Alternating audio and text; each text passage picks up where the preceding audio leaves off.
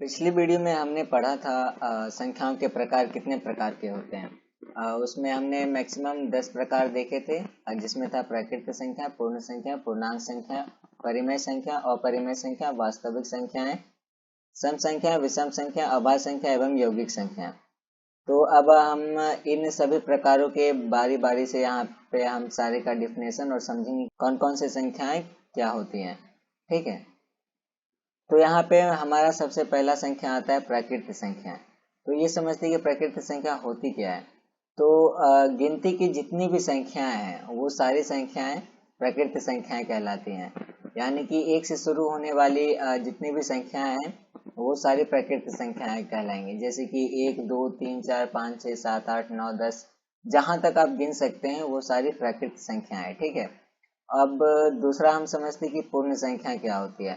तो पूर्ण संख्या यानी कि प्रकृति के प्राकृत संख्या के समूह में जीरो मिला देने पर बनी संख्या जो संख्या बनती है उसे प्राकृत संख्या पूर्ण संख्या कहते हैं। ठीक है, जैसे जैसे कि प्राकृत संख्या 1 से शुरू होती है तो उससे पहले अगर जीरो हम लगा देते हैं तो ये पूर्ण संख्या हो जाती है। यानी कि पूर्ण संख्या जो होती है वो प्राकृत संख्या में जीरो जुटने से पूर्ण संख्या कहलाती है। यानी कि पूर्ण संख्या जो होती है वो परिवार का अपना पूर्ण संख्याओं में परिवार का पहला सदस्य उसका जीरो होता है और सबसे छोटी पूर्ण संख्या जीरो कहलाती है। और सबसे बड़ी संख्या अभी तक उसका असंभव है, यानी कि अभी कोई पता नहीं लगा पाया कि सबसे बड़ी संख्या कौन सी होती है। अब हम समझते हैं पूर्णांक संख्या क्या होती है। तो ऋणात्मक संख्या और प्राकृत संख्याओं के समूह को और उसमें जीरो भी होना चाहिए, यानी कि ऋणात्मक संख्या और पूर्ण संख्या के समूह को पूर्णांक संख्या कहते हैं। ठीक, जैसे कि -4, -3, -2, -1, 0, 1, 2, 3, 4 ये सभी जितने भी हैं, यानी कि माइनस और प्लस और जीरो ये तीनों संख्या जो वो पूर्णांक संख्या कहलाएंगी। ठीक है, और शून्य की दाईं ओर की संख्या को धनात्मक पूर्णांक तथा शून्य के बाईं ओर की संख्या को ऋणात्मक पूर्णांक कहते हैं। यानी कि यहाँ पे ये जो शून्य है इसके दाईं ओर की संख्या को ऋणात्मक संख्या कहते हैं पूर्णांक, और इसकी दाईं ओर की संख्या को धनात्मक पूर्णांक संख्या कहते हैं। ठीक है, अब समझते हैं कि शून्य ये जो जीरो है वो पूर्ण संख्या है या मतलब ऋणात्मक है या धनात्मक। तो हम आपको बता दें कि शून्य ना तो धनात्मक है और ना ही ऋणात्मक पूर्णांक।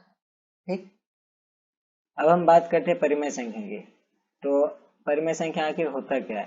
तो ऐसी संख्या जिसे दो पूर्णांकों भिन्न p/q के रूप में व्यक्त किया जा सके किंतु भिन्न के हर का मान शून्य नहीं हो, वो परिमेय संख्या कहलाती है। ठीक, और इसे गणितीय रूप में p/q के रूप में व्यक्त किया जा सकता है, जहाँ पे p और q एक पूर्णांक है परंतु q बराबर नॉट जीरो, जहाँ पे p को अंश तथा q को हर कहा गया है। यानी कि परिमेय संख्या जो होती है वो p/q के रूप में व्यक्त किया जाता है, और p होता है वो अंश होता है और q जो होता है वो हर होता है, और हर जीरो के बराबर नहीं होना चाहिए।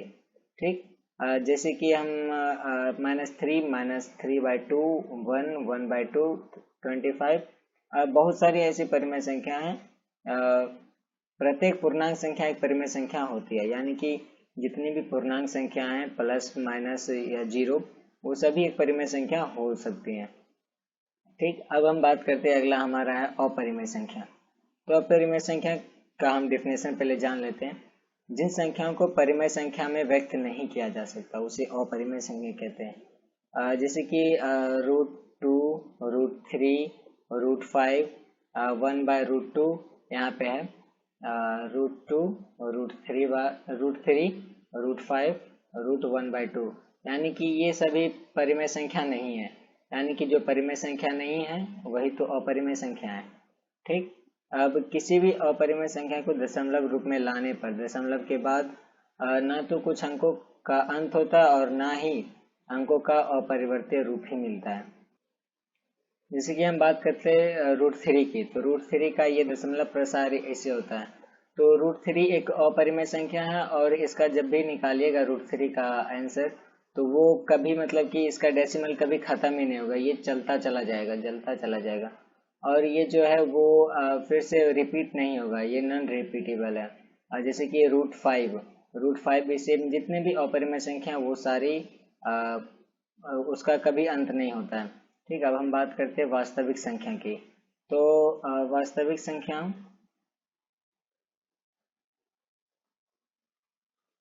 अब हम बात करते हैं वास्तविक संख्या की। तो सभी परिमेय एवं अपरिमेय संख्या के समूह को वास्तविक संख्या कहते हैं। ठीक, इतना तो आपको समझ गया। जो भी परिमेय संख्या तथा अपरिमेय संख्या वो सारी संख्याएं वास्तविक संख्या है।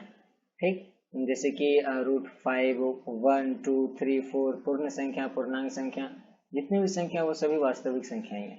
तो आप समझते हैं। अगला है नेक्स्ट सम संख्या। तो सम संख्या क्या होती है? जो संख्या 2 से पूरा पूरा विभाजित हो जाती है उसे ही तो सम संख्या कहते हैं।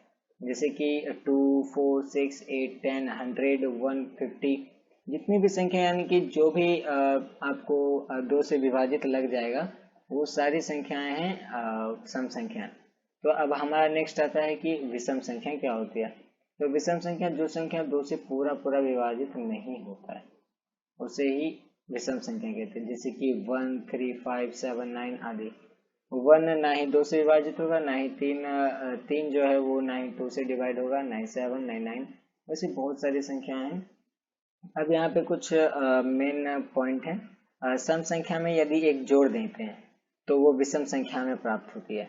ठीक, और यदि हम विषम संख्या में एक जोड़ देते हैं तो हमें यहाँ सम संख्या प्राप्त होती है। ठीक, अब समझते सम संख्या का वर्ग जो होता है वो सम संख्या ही होता है, और विषम संख्या का यदि वर्ग हम निकालते तो विषम संख्या ही निकलता है। ठीक, जैसे कि 2 है, 2 का वर्ग निकाले तो 4 आया। ठीक, तो यहाँ पे 4 भी एक विषम सम संख्या है, और 3 का रूट निकालेंगे 9 आएगा, यानी कि वो भी एक विषम संख्या है। तो यहाँ पे इसका कहने का मतलब है कि सम संख्या का वर्ग सम संख्या होगा और विषम संख्या का वर्ग विषम संख्या। ठीक, अब यहाँ पे हम नेक्स्ट करते हैं। तो वो है ऋण संख्या या अभाज्य संख्या। अब समझते हैं ये क्या होती है। तो वे प्रकृत संख्याएं जो सिर्फ एक या स्वयं से विभाजित हो उसे ही ऋण संख्या या अभाज्य संख्या कहते हैं। जैसे कि 2, 3, 5, 7, 11, 13 ये जितनी भी संख्याएं हैं वो सब एक से डिवाइड होगा या फिर ये खुद से ही। जैसे कि 2 है, 2 जो है वो 1 से डिवाइड होगा और 2 से ही। 11 है तो 11 1 से डिवाइड होगा और 11 खुद से ही, यानी कि इस 2 के अलावा इसको और कोई डिवाइड नहीं कर सकता है। ठीक, तो यहाँ पे जो भी नंबर से दिए गए हैं वो सारे 1 से 50 तक के अभाज्य संख्या हैं। तो अब नेक्स्ट आता है हमारा यौगिक संख्या क्या होती है। ठीक, तो वैसी प्रकृत संख्या जो एक या स्वयं के अलावा कम से कम एक दूसरी संख्या से भी विभाजित होती है वो यौगिक संख्या है। जैसे कि यौगिक देखिए, यहाँ पे ऋण संख्या अभाज्य संख्या हम पढ़े थे कि जो संख्या एक और स्वयं से विभाजित होती है वो अभाज्य संख्या कहलाती है। और यहाँ यौगिक में है कि एक से भी होगा और स्वयं से भी, और इस दोनों के अलावा दूसरा से भी विभाजित हो जाएगा। ठीक, जैसे कि 14 है तो 14 एक से भी डिवाइड होगा और 14 से भी होगा, 2 से भी होगा, 7 से भी होगा, यानी कि 4 से डिवाइड हो रहा है, यानी कि ये एक यौगिक संख्या है। जैसे कि 21 ले लेते हैं तो 21 3 से भी डिवाइड हो रहा है, 1 से भी हो रहा है, 21 से भी हो रहा है और 7 से भी हो रहा है। ठीक, तो जो भी संख्या 2 या 2 से अधिक से ज़्यादा डिवाइड होगा वो सारी संख्याएं यौगिक संख्याएं कहलाती हैं। तो आपकी सारी संख्या यहाँ पे सारे डिफिनेशन विथ एग्जाम्पल सारा खत्म हो चुका है। तो उम्मीद करता हूँ ये वीडियो आपको पसंद आया होगा। अगर ये वीडियो आपको अच्छा लगे तो इस वीडियो को लाइक करें तथा कमेंट करें। तो आगे ही ऐसे भी और वीडियोस देखने के लिए हमारे चैनल को सब्सक्राइब करें। That's all.